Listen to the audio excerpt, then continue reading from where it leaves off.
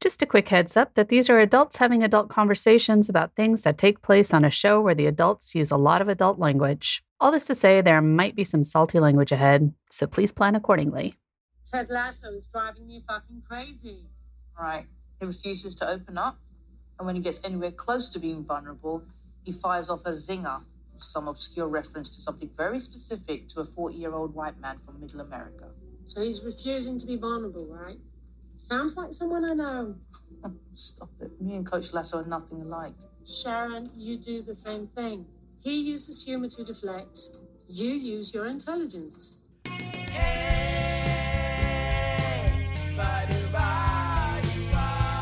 What would Ted Lasso do? That's the question we explore in each episode of this podcast.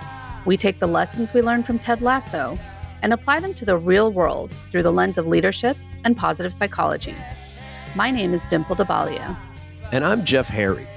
We hope you enjoy this episode as much as we enjoyed making it, and that it helps you discover your own Lasso way and embrace what it means to believe.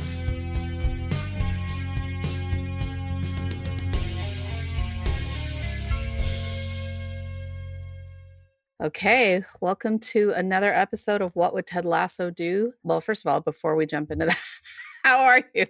I'm just so excited because this episode has so much stuff. I mean, Man City. I was amped for this episode. And I was like, ooh, this is a lengthy episode.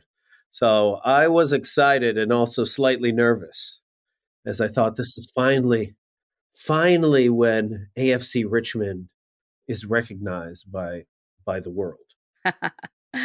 Well, so we are talking about season 2, episode 8, Man City.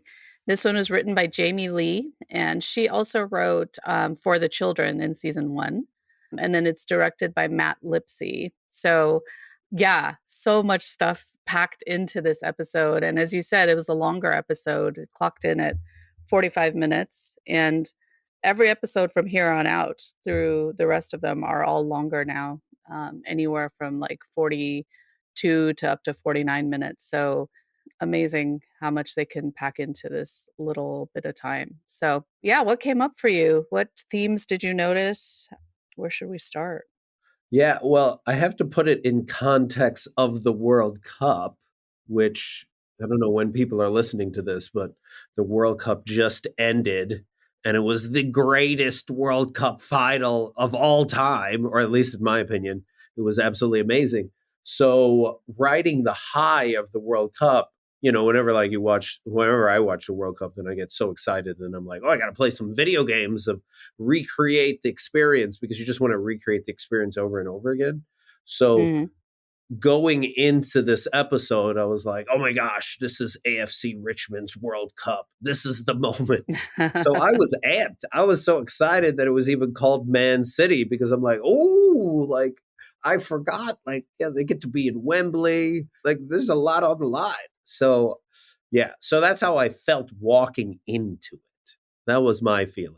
And then we get to the phone calls from the dad to start off the day. Yeah, so I mean, it was interesting. It's the first episode where we don't have music opening the episode.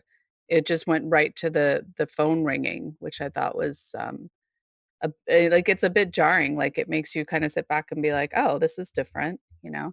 So for me, a few of the kind of overarching themes that I saw, definitely, we talked about how this season is a lot more about relationships. First season was really about leadership. There was definitely that undercurrent of fathers and sons in this in this episode. A couple other things that came up for me were understanding our influence on others, even though sometimes we don't realize that it's happening. And then the importance of vulnerability for creating connection. And we've kind of touched on this in the past when we've talked about psychological safety, but I thought there were some really beautiful examples in this about that vulnerability. So, and I think this issue of fathers and sons has been kind of in the background for a while, but it really plays out in this episode. And so, yeah, so let's go ahead and start at the beginning. Yeah, so I mean, it was right on the nose at the beginning, right? So like dad's Jamie's dad doesn't even call him, right? He's just texting me like, when were these tickets? When do I get these tickets, right?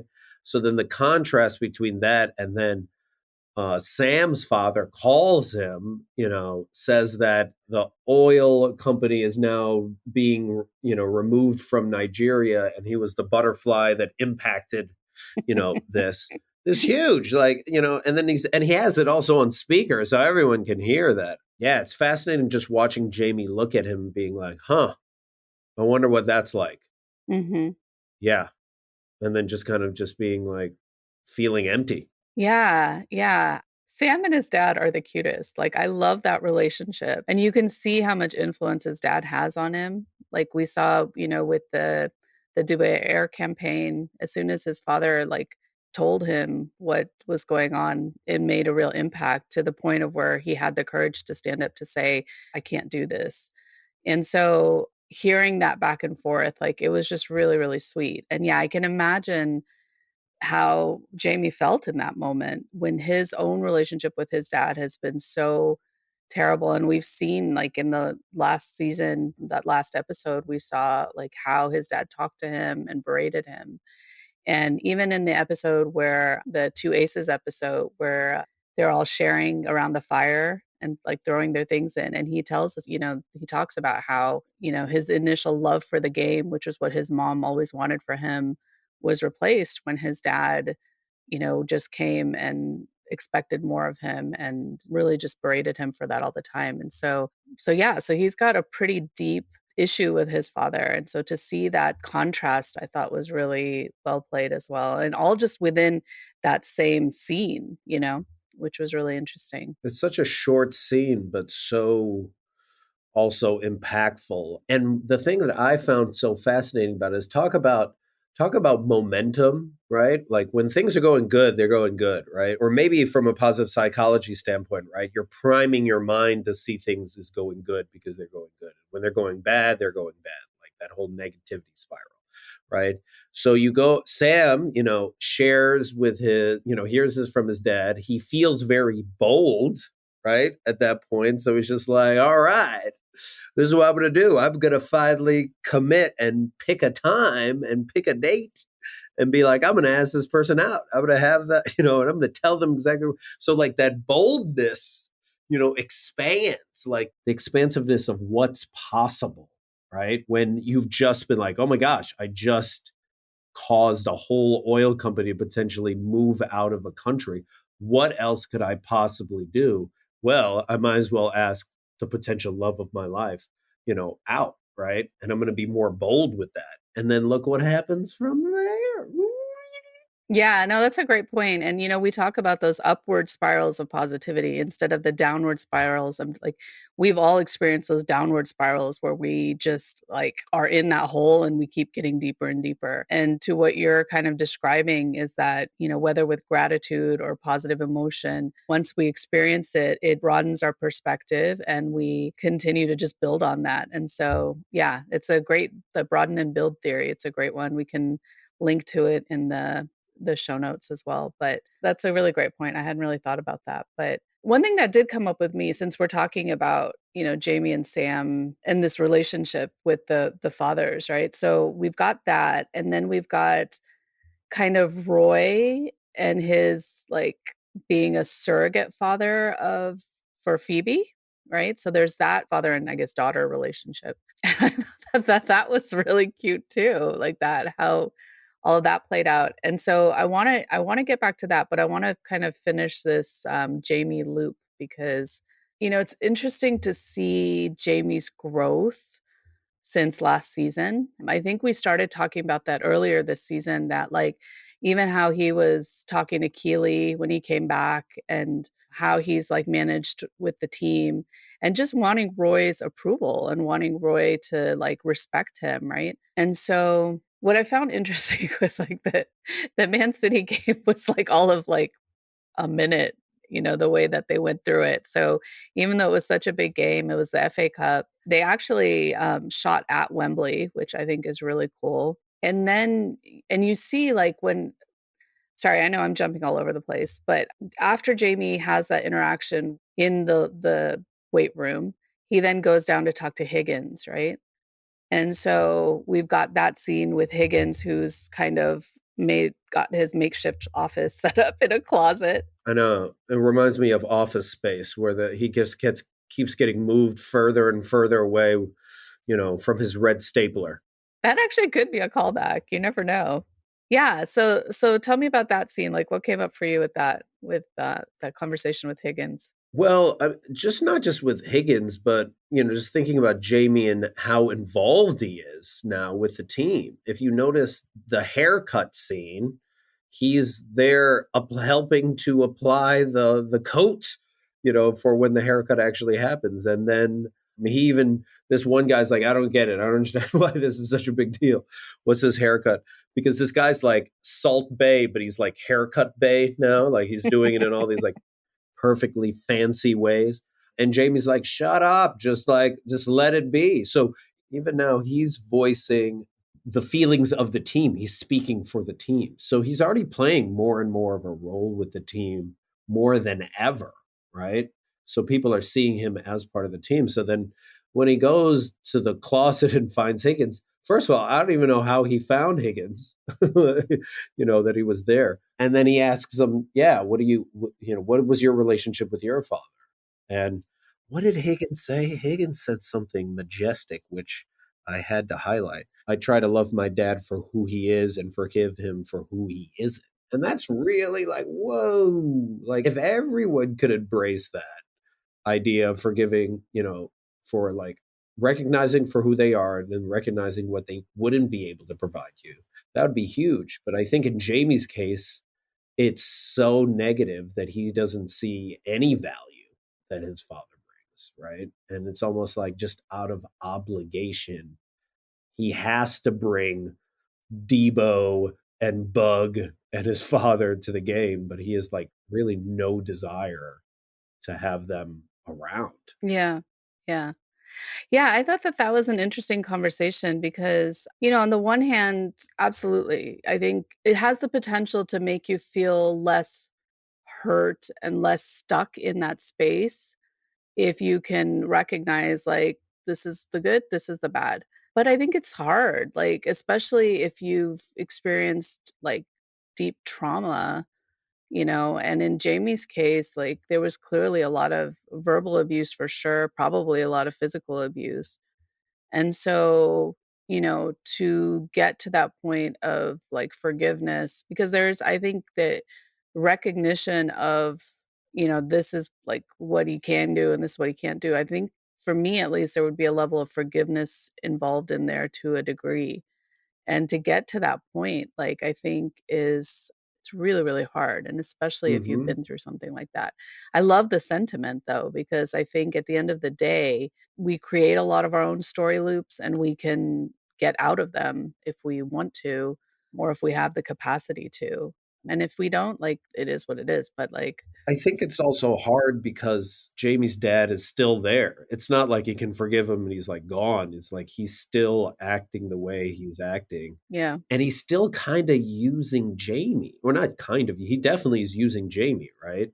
You know, at the same time, he's like talking mess. I mean, he has such a narcissistic personality. It reminds me of some other people I know, such a narcissistic personality and be like bragging, like, that's my son. And also, I'm not cheering for my son. And it's so weird, right? That no wonder Jamie has felt the need to use other people because that's how his father's relationship is with his son. And now he's trying to figure out a new way of having a relationship with his teammates. And that's why I feel like he's much more defensive towards them or defensive for them when his like father's like criticizing them. And it's just like, you're a bunch of amateurs. No offense, no offense. And you're like, clearly there's an offense. Oh, I hate that when people say that. Yeah.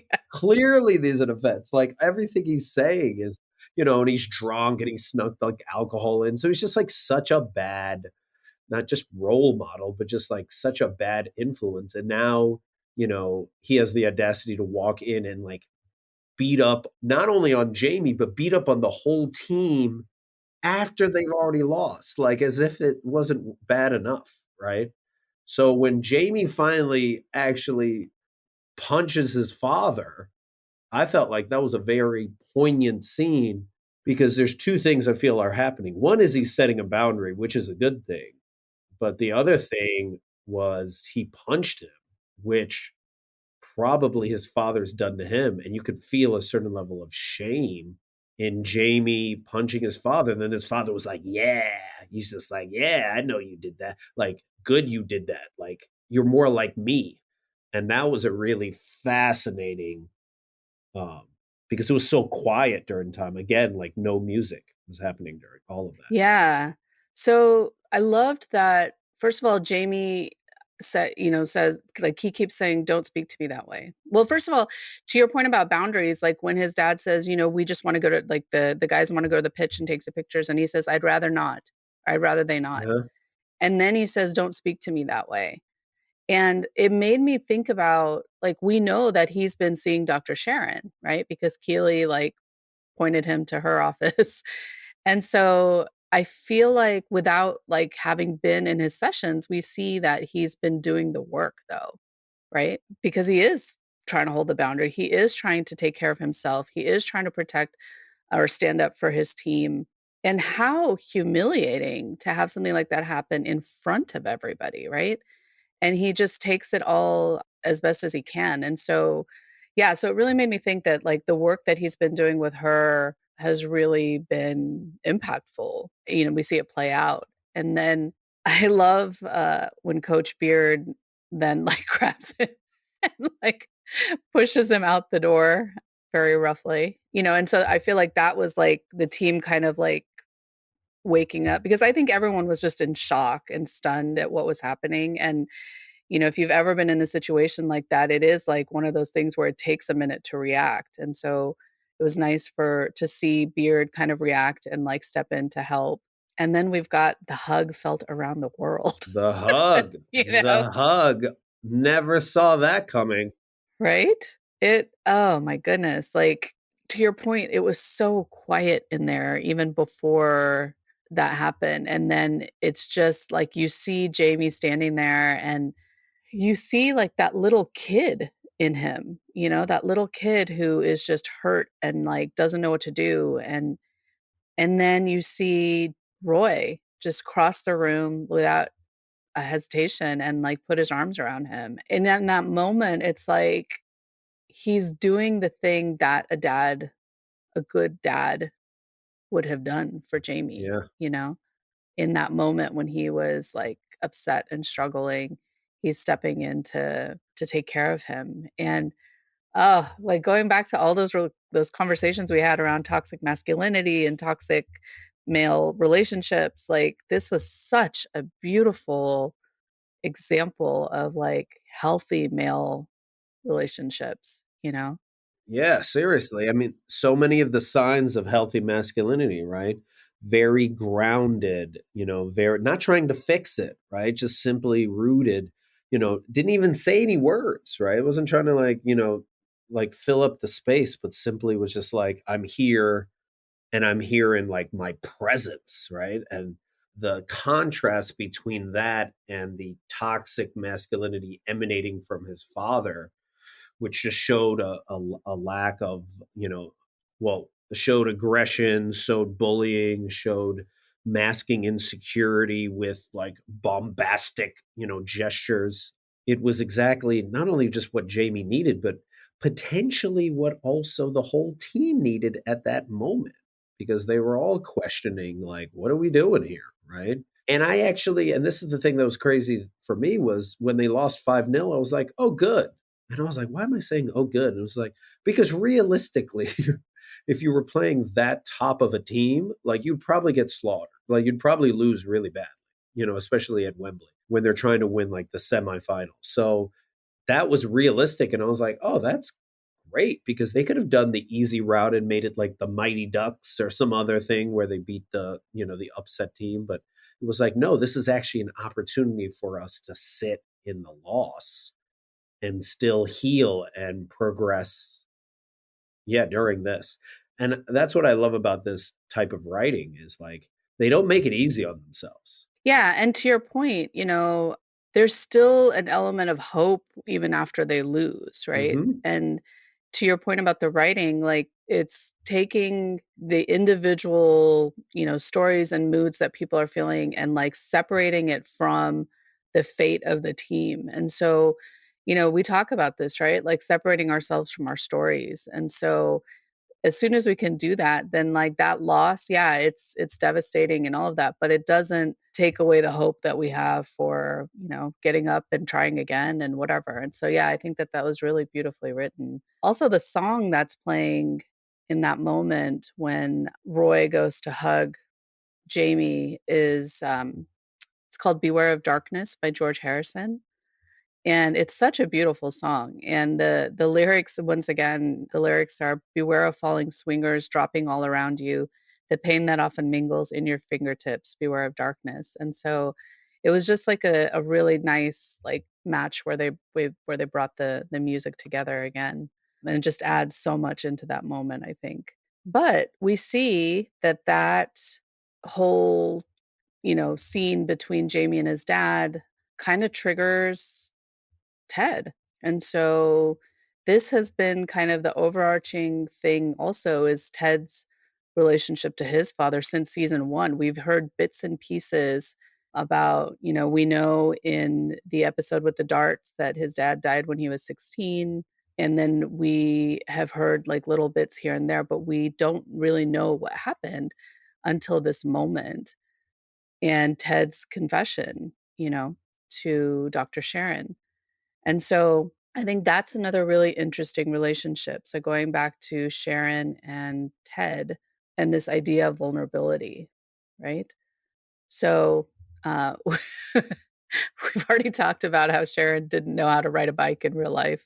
Sarah Niles didn't know how to ride a bike in real life. And so she learned on this show. And so to see her actually get hit by a car was really ironic. I love the song that's playing. It's called "Witness" by Roots Manuva, and so we see her in her scene to begin with. She's talking to her own therapist, right? And I thought that that was really powerful too, because we see that in Ted, she has a bit of a mirror to herself, and kind of she talks about how he's driving her crazy. He doesn't open up, he protects himself and refuses to be vulnerable, and he uses his humor. And her therapist says, "Yeah, he uses his humor, but you use your intelligence. And so you need to let your guard down and meet him halfway." And so for people who don't know, there are actually therapists out there who specialize in treating other therapists. And so that's kind of what we got a glimpse at here. But I'm curious, like, what came up for you around that? So I don't know if I've seen many shows or movies where you see the therapist complaining about the client. I don't know if I've ever seen that, right? Unless I've watched like a movie on therapy, which I can't recall now what that was. So just first that glimpse, and that was the first time you actually see Dr. Sharon like complaining, and actually emoting more emotions. So she's showing like this certain level of frustration, right? And then talk about like what we said earlier about like, emotions have impact and they have momentum, positive as well as negative. So like Ted is clearly eating up stuff in her brain, is occupying her brain, so that even when she's riding her bike, she's a little angry. She's just like, "Move your dog. Your dog doesn't like the sweater." Like, like, so that negativity is already impacting her, which probably then results in her. I mean, I don't know if she was paying attention or not, but just results in like this thing happening. And it was like, oh no, of all the things, now this. And then Coach Ted Lasso was like calling her. So, what I found fascinating about that whole process was this is the first glimpse into like Ted as well as us getting to know Dr. Sharon and seeing her in a vulnerable position, especially when he like goes and visits her at the hospital and she swears as soon as she sees him. That was hilarious. Oh, Like I've yeah. never seen her swear. I've never seen her like be that angry. Like, and it's just like, oh man, like she really does not like this dude. This dude is really, yeah. Well, and to your point about how much headspace he's taken up for her, the fact that when she was kinda loopy and she left him all those voice notes. Oh my gosh. 32? Yeah, and then she says, "Oh, well, I didn't mean it. I didn't mean what I said." And he's like, "Well, you kinda meant it," you know? And because there's always a little bit of truth in that, right? Like, and so, yeah, like, he's definitely taken up a lot of space for her to be, like, even in that state, be like, "I need to tell him something," you know? So is that what happened? That seems excessive, 32 messages. Because so she left him 32 voicemail messages after never leaving him one? Not voicemail, like, voice notes. So, like, when you text someone, you can just leave a voice note instead? Okay. She says, "Oh, I thought those deleted themselves." Oh, so she's using those notes as she's okay, as she has her concussion. Got it. Yeah. Yeah, and so then yeah, so he knows that she's at the hospital, he goes to pick her up. One thing that was interesting is there's been a lot of people in the Ted Lasso groups talking about how they think that the doctor who is treating Dr. Sharon might actually be Roy's sister. After the scene, we cut to Roy in the meeting with the teacher, and he says, "Oh, my sister can't be here. She works in the emergency room." And if you look at her, she's got the crazy eyebrows like Roy does. So it's entirely possible. But yeah, so Ted goes and picks Sharon up and walks her home. And then we get an even bigger glimpse at her life, right? Because now we see it through Ted's eyes, see her place through Ted's eyes. And so we see all the wine bottles, and even when she asks him if he wants anything, all she has is water and wine to offer. Yep. The corporate housing, like you can feel that she hasn't really moved in, she probably didn't even know how long she was gonna be there. So there's just like this sense of loneliness. Yeah, and a little bit of, like, depression, right? And so then he picks up the books. So the books here, we've got 2 books in her house. The first one was The Middle Passage: From Misery to Meaning in Midlife by James Hollis. And so I looked up what that one was, and it says it's a Jungian-based book on finding meaning in this crazy world that we inhabit. And then the other one was You Matter by Poetry of Deman. And so this like, his poems are about, learning to love yourself should be your number one goal in life, and that it's just as important to give yourself the love and kindness that you give others. Oh, and then at the same time, it's also a friendly reminder that it doesn't happen overnight and that there will be bumps in the road. And so she's clearly, like, looking for something, right, to, make her kind of feel better. But that was really interesting to see kind of that, she has, like, that mask that we've talked about. She walks around with that mask on at work, and then she's living a whole different life. And, it made me also think about this week, we heard about the tragic passing of Twitch, and just how you never know what is happening for other people. Like, you could have people who come across as, like, really strong and happy and whatever. And not to say that Sharon comes across as being particularly happy, but as a therapist, like, she comes across as being, grounded and whatnot. And to then see that she's actually kind of struggling. And so it just goes to that space of not making assumptions. And, and Ted has made a lot of assumptions about her since the beginning. So, yeah. And you also have to take in consideration, like, wow, work must be really important to her because it doesn't seem like she has anything else right now, or at least as she moved here, what type of community did she leave? And they only show her talking to her therapist. So who else is she connecting with? She's not hanging out with the team, Mhm. and she probably doesn't feel she can, right? So it's just like she literally do therapy for the team the whole day and then goes home and just watches TV. Like, And drinks wine. man, no wonder you're reading those books. Like, Yeah. that's a Yeah. that's a tough existence, and it makes me also then think about, like, also the danger of when you don't have other outlets, right? Like, her outlet is biking. That's her, like, one outlet. And then it also just makes me think of, like, Nate, where, like, Nate probably doesn't have another outlet either. Like, Yeah. work is such an identity for both of them, heck, maybe even for Ted as well, that there is, yeah, where do you blow off steam? Where do you where do you have another place where you can lean on that is not work related?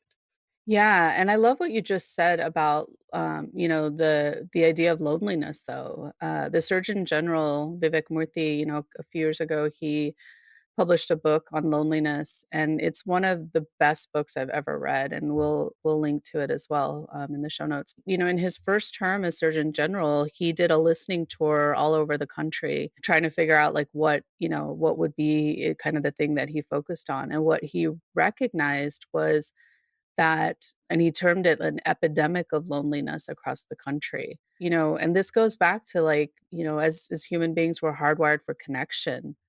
And so when we aren't able to feel that sense of connection, the loneliness that emerges and the damage that that can do to us is really, really stunning. When I say stunning, like not in a good way, but like it's very impactful. Yeah, so I think like it's really something to see, people who you think are one way actually suffering through something in their own lives. Yeah, it makes me think of, I had to look this up, called that book Bowling Alone, which came out in 2000, The Collapse and the Revival of the American Community. Mm, And the whole book just talks about the fact that there's not many community spaces left.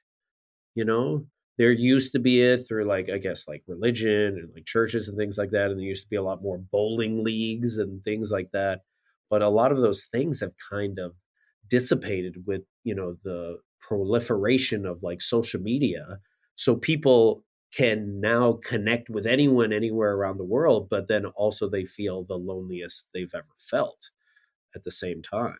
And it's ironic as well because it's funny. It's like I always talk about this analogy of like, you have someone at home that pulls up on Instagram and sees all their friends at a party, at a club, and they're all posting about how much fun they're having, so they feel lonely. And then you've seen people actually at the club or wherever, the bar or whatever it is, and they're all posting about how much fun they're having, but they all feel alone being surrounded by people, right? So then no, everyone is trying to communicate to everyone else they aren't alone when everyone feels so lonely, right? it's so true. It's so true. And it's funny, like even when I think back on some of the relationships I've been in, those have been some of the loneliest times I've experienced is like in the actual relationship.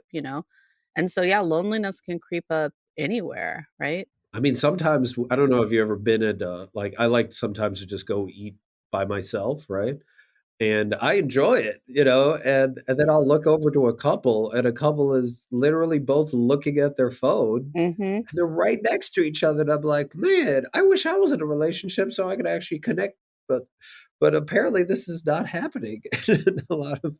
I was just gonna say the other thing that's interesting is the cultural aspect, right? So, like, in the West, the West has promoted the idea of a nuclear family for such a long like, for decades, probably longer than that, so centuries, but, like, when you look at other cultures, though, like, there's so much about, like, those family ties and those friendship ties, and to your point about community, right? And so, like, for example, in India, where my family comes from, when a woman gives birth, she goes back to her parents' house usually or her family's house for up to like 40 days. And a big part of that is because of like postpartum depression and things like that. It's surrounding her with people with community to help her get through those first days and like have the support and things like that. And you think about here where, like, you don't have anybody. You're kind of trying to muddle your way through it on your own, and I shouldn't say you don't have anybody, like, I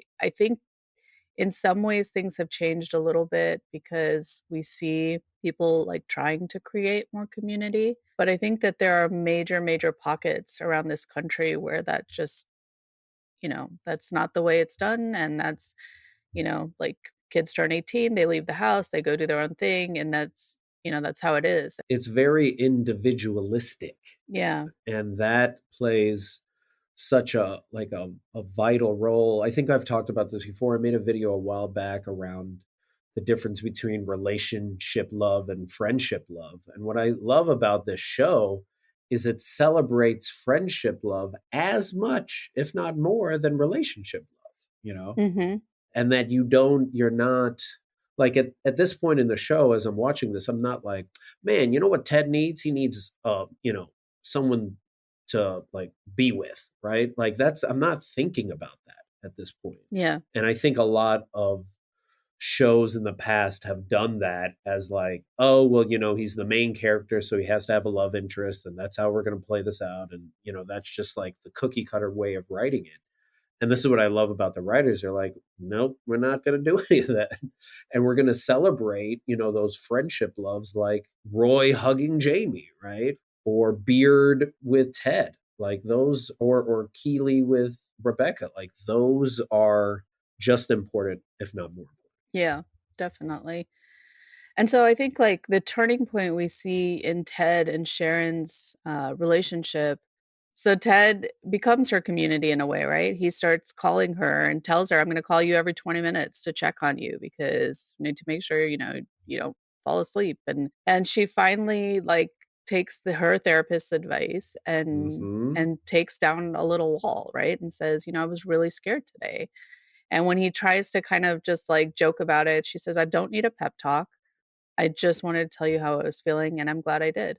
And this was such a beautiful example of vulnerability without having to share your entire life story, right? So, Brene Brown talks about this all the time that like, and I feel like even in my work, like, leaders feel like they can't be vulnerable because they're and the thing I hear all the time is like, "Well, I don't wanna tell everybody at work about, what's happening in my life and my whole life story and this and that." And you don't have to. Like, that's the whole thing. You don't have to, Yeah, like, have this verbal diarrhea of everything in your life, in order to create connection, right? But it's about being honest about emotions and feelings, and that kind of opens the door and it creates this space for the other person so that they can then share the same. And I really think that it's because she shared that when Ted ran out of the locker room, he finally felt comfortable enough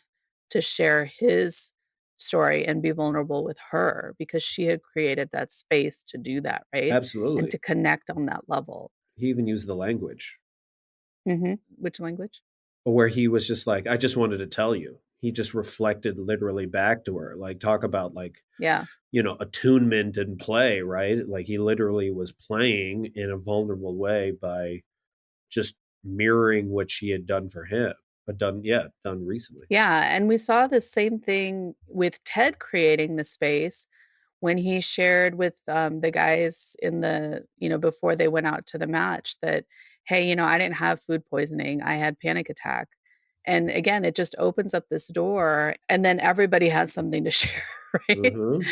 And so Mm-hmm. that was a really lovely example of how do we create psychological safety, right? And so it's your leader taking the lead to create this space that is brave and letting people know, like, "Hey, I'm not perfect. This is what happened to me. This is what I'm struggling with in this moment." And people then feeling like, "Oh, okay, I can do the same."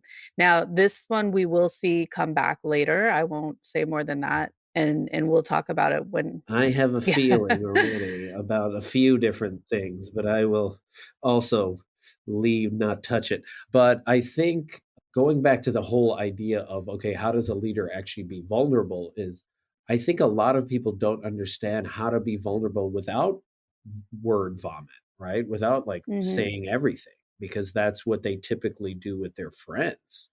So this idea of like, how do I be both professional but vulnerable with my staff is harder, right? mhm, yep, Because, you know, I remember coaching someone that had we walked through the Brene Brown book together. mhm, And he was a horrible leader. Like he just was not doing that well. And then we were like, okay, well, let's go through the Brene Brown book, right? We're going to do that as a way of understanding how you can be much more of a vulnerable leader. And then he just started telling them everything. He's like, I'm a horrible boss. Like I'm not very good. I don't know what I'm doing half the time. Like he just was.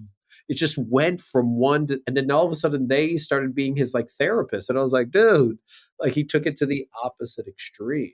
Yeah. So I think what is valuable is for us to like lay out for those leaders, like what does that vulnerability actually look like? Mhm. You know, in a day-to-day sense, what would you actually tell a leader to do where they are both vulnerable yet still professional? Yeah, so to me, again, I think it's about, connecting on an emotional and feelings level, right? So, for example, when we had, in my previous workplace, we had, an entire division got shut down, and we had a lot of very senior leaders not even acknowledge it.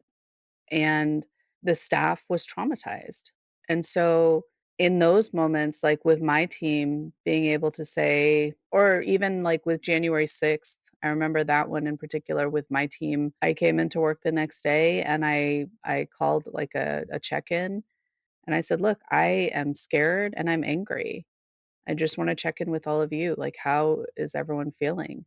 And just being honest about, like, what I was feeling in that moment, and so same thing with the division shutting down, like, being honest about as a leader to say, like, "Hey, this took me by surprise," or "I am really upset that this is happening," and not making it seem like we have to shove it down and deal with it ourselves, but rather creating that sense of community around a shared experience. Like to me, that's how you share your vulnerability and actually connect on that level that's going to allow other people to feel like, okay, yeah, I can share how I'm feeling about this in this moment.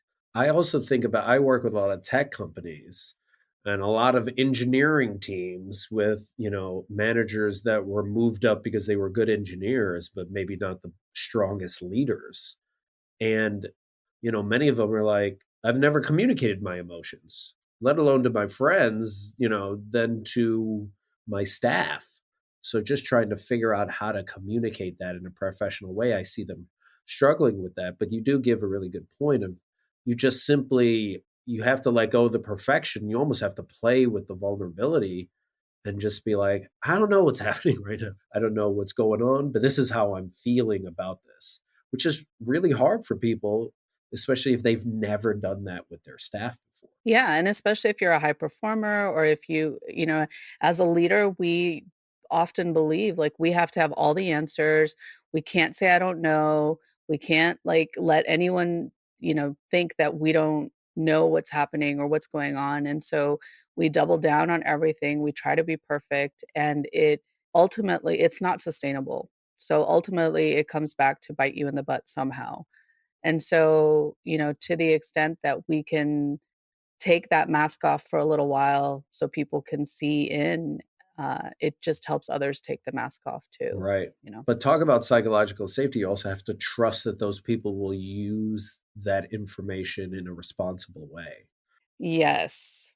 And that's what makes me nervous because I don't know what's happening next, but I have a feeling that some of the things shared by Mr. Lasso and other people might come back.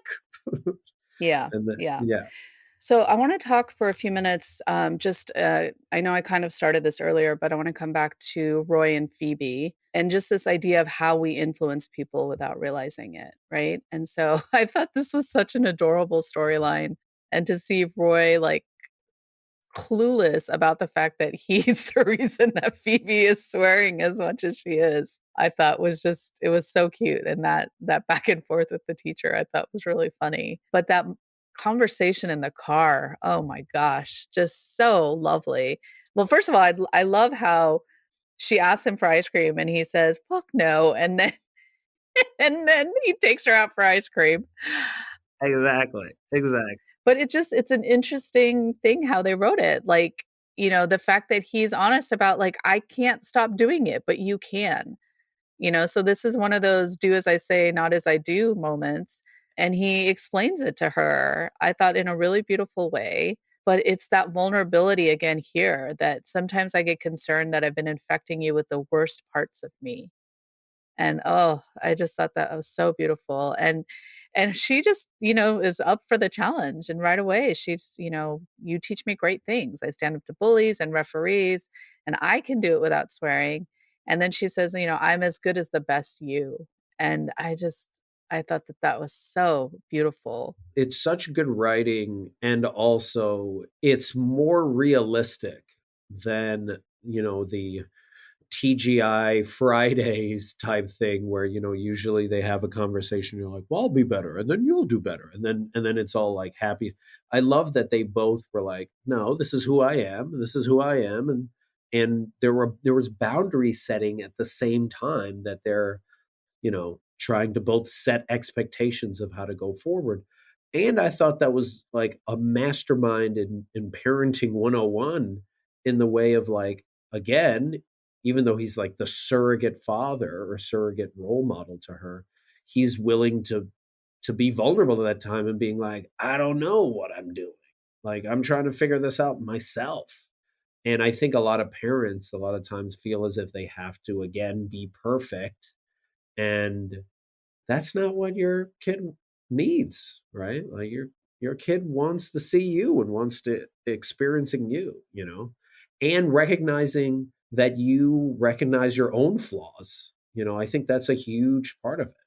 I think there's a lot of anxiety in a lot of kids because they see their parents trying to be perfect and not being vulnerable and not showing, emotions about their flaws, and then it starts to permeate into their kids.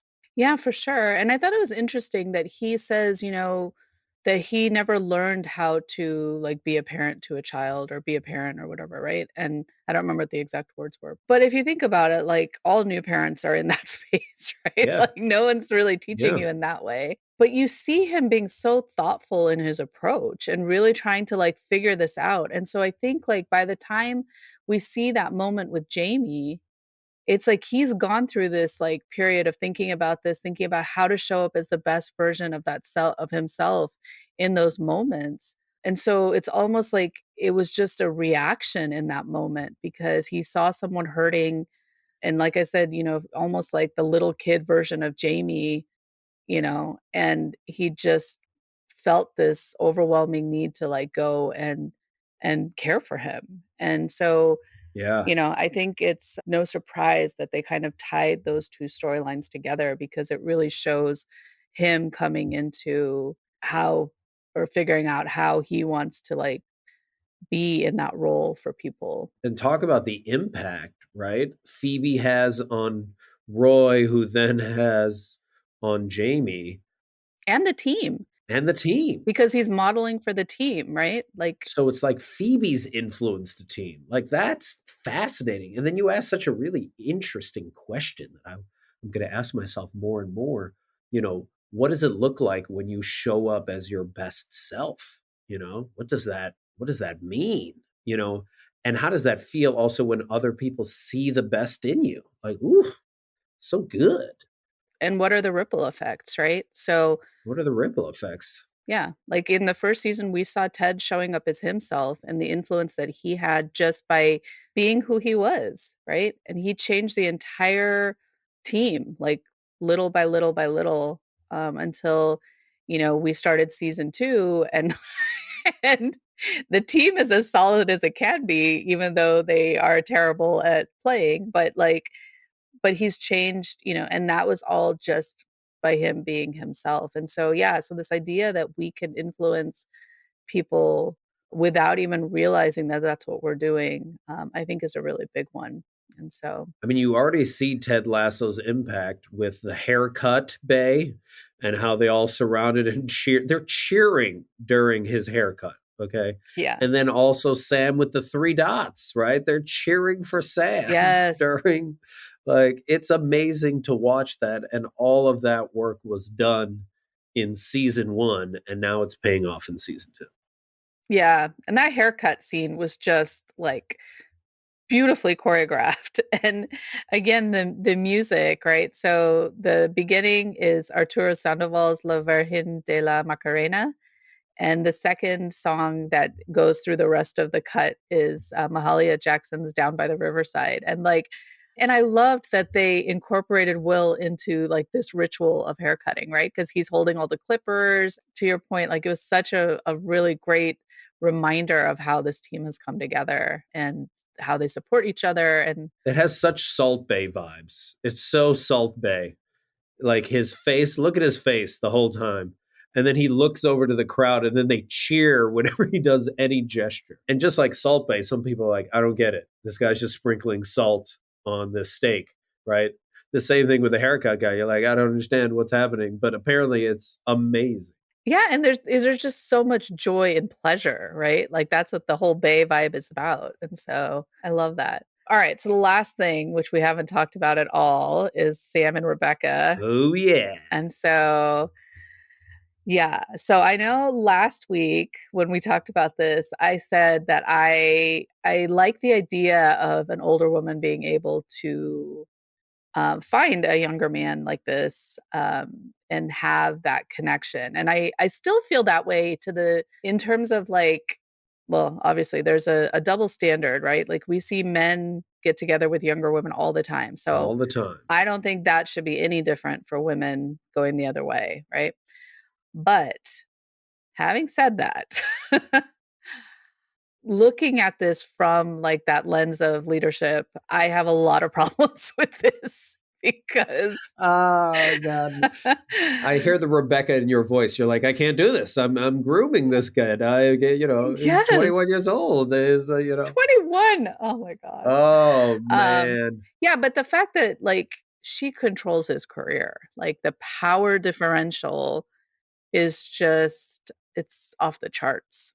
I mean, I hate this. I hate to be the other side, but I'm like, love is love. First off, when did Sam get game? Like when did this dude all of a sudden bust out such strong game?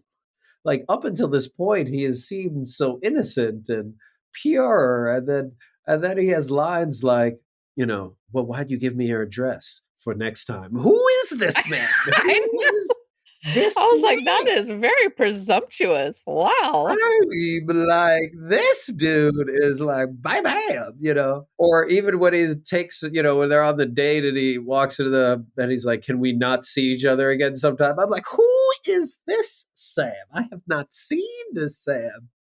And up until this point, I was just like, I don't know if I can see them together. But now I'm like, okay, here we go.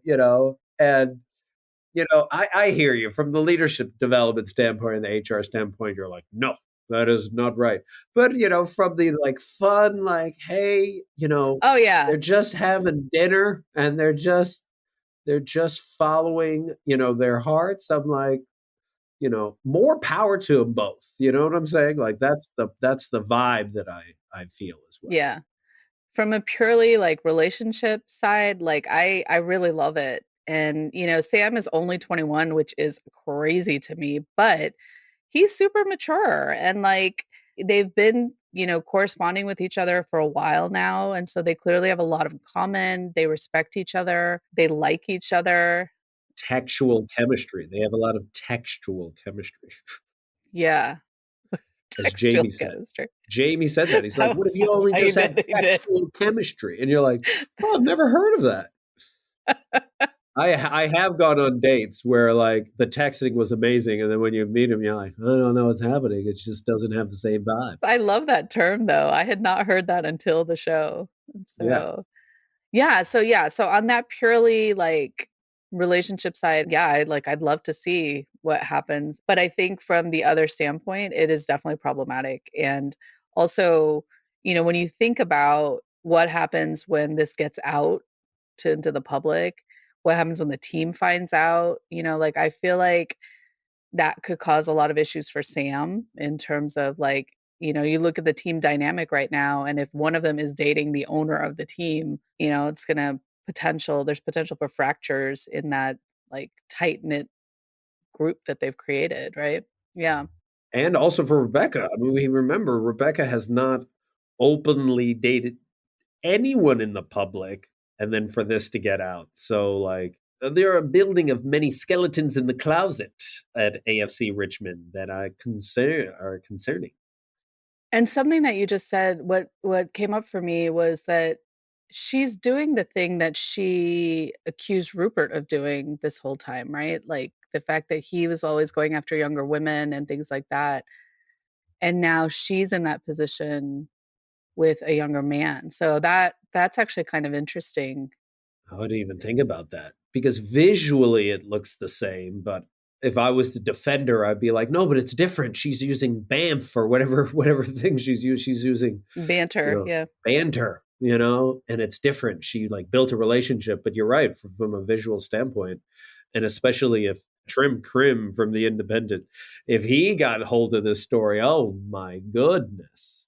So Yeah, right? Like, I think it could really blow up. it could destroy the team. But I love that dinner scene. Like, you can tell that they're thoroughly enjoying each other's company and the music. So that one, it's set against Rex Orange County's "Loving Is Easy," and that's such a great song.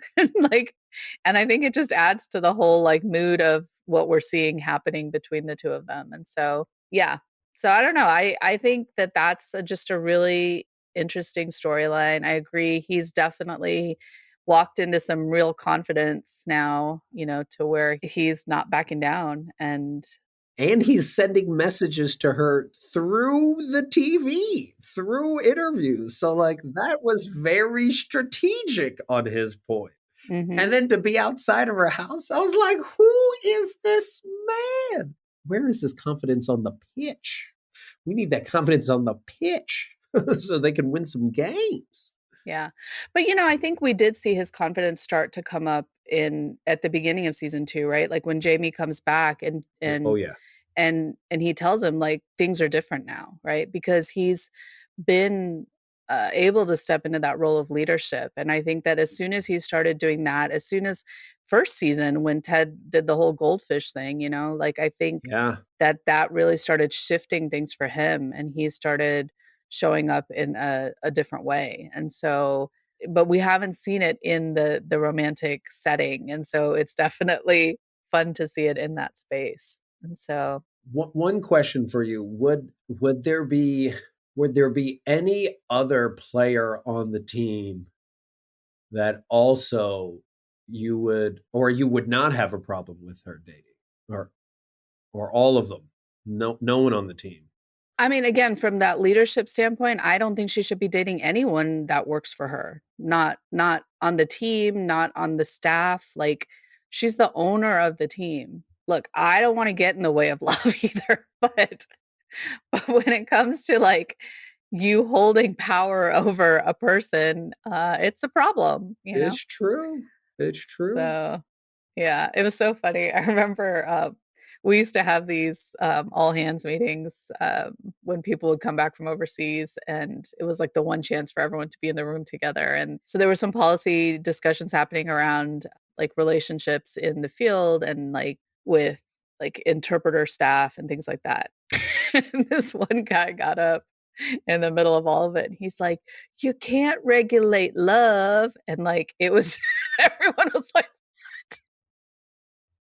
and so, that just kinda reminds me of that, but I mean, it's real, right? Because you spend 2,000 to 2,500 hours a year at work. Like, it's inevitable you're probably going to meet somebody, while you're working. And it does make me, I remember when I was, working at my previous job, in the HR department, our HR director had this picture where they were like, these are the people that work for our organization. And here's this huge circle of the 7 billion plus people you can date. You have a whole pool. You have a whole pool over here. You don't need to date someone with, because so many people were dating within the organization. It was causing like rifts, like when they would break up. Like, yeah, I think there was like a manager that was managing a staffer, and then they were dating, and then they had to break up as she was like firing him. And it was like, oh, yeah, the drama. yeah. I will say one other thing, and I haven't obviously looked at any of the comments because, I haven't finished the whole season. So, and no spoilers. And I would love to find out if there's any comments around the interracial dating, the fact that he's black and the fact that she's white. And part of the reason why I bring this up is because in a lot of football, like racism is huge. When England played in the Euro back in, I think, 2020, or sometime around then, Mhm. their black players missed the penalty kicks that would have won them the championship. And then there was a lot of violence towards, people of color. And then the same thing happened during this World Cup that just ended, where certain black players, even though frankly the whole French team is black and the whole French team is like from other parts of the world, yeah, when they missed their penalty kicks, they also received a certain amount of like racial slurs and things like that. So I wonder if in the debates, and I don't think this would actually happen just because Ted Lasso fans I have met and conversed with, but I wonder if there is that racial component as well that has come up for people and people have like brought that up. Yeah, I have not seen it anywhere. I've been in these groups a lot. The whole conversation is around the power differential with her being the owner, but I've not seen anything about race come up. I mean, it's not to say I could have missed something, but it hasn't been a big thing. What's interesting about what you just mentioned though was with the British soccer team or the British football team when that happened, there was a premiere or some kind of thing that Jason Sudeikis was walking the red carpet and he wore a T-shirt that had all the black players' names on it Wow. on the red carpet. So yeah, so I thought that was actually really classy.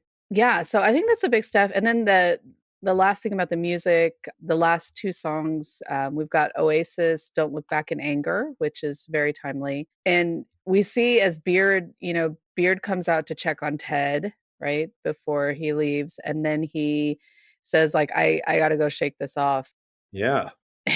And Ted says, "Bird by bird" again. What's bird by bird mean? Remember we talked about it last season, Bird by Bird is a book. It's by Anne Lamott, and it's actually for writers, and so a lot of times when you're writing a book, it can feel really overwhelming because you're thinking about the whole big thing, and so she kind of uses this analogy of her brother had this project about birds, and then he waited till the last minute to do it, and it was, like, really late, and his dad came down and was just like, "Well, buddy, just do it bird by bird," and so it's this idea that you take it, like, one little piece at a time, and Oh, so Ted has referenced that in the past, bird by bird, that's what they were doing is, like, one little bit at a time to make the change, but yeah, Beard is over it. That was pretty comical too when they were on the pitch and, Ted says, "Well, it is what it is," and Beard looks at, "Yeah, it is what it is," and then he turns around to, like, walk away and, like, I know. trips over falls over the barrier.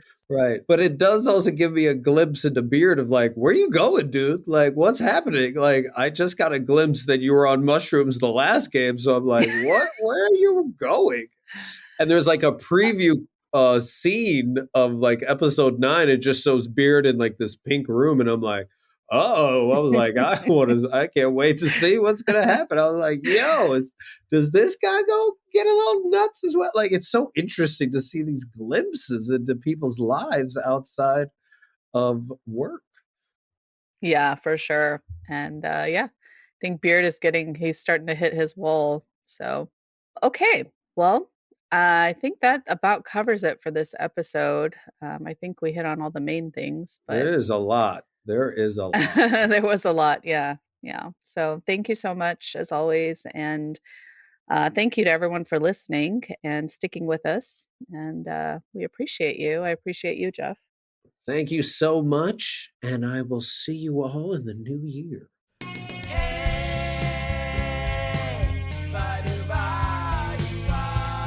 Thanks so much for listening to another episode of What Would Ted Lasso Do? If you got any nuggets of Ted Lasso wisdom from this episode, try them out in your life and let us know what happens at WWTLD Podcast on Instagram or on our website, wwtldpodcast.com, where you'll also find a full transcript of the show.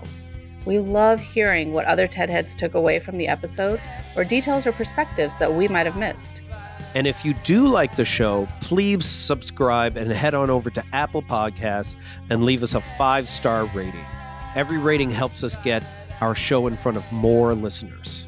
To that end, we'd also ask if you enjoy the show, please share it with your friends, loved ones, randos on the street.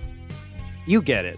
Thank you to the team at Podify for producing our show, to Kajal Dabalia for all our visuals and graphics, and to Kenzie Slato for our theme song. And most of all, thank you to all of you for listening. Ted Lasso could simply just be another show to binge watch, or if we challenge ourselves to consistently ask the question, what would Ted Lasso do? It could change the trajectory of your life. It has for us. So join us again next time as we explore another episode and ask ourselves, what would Ted Lasso do?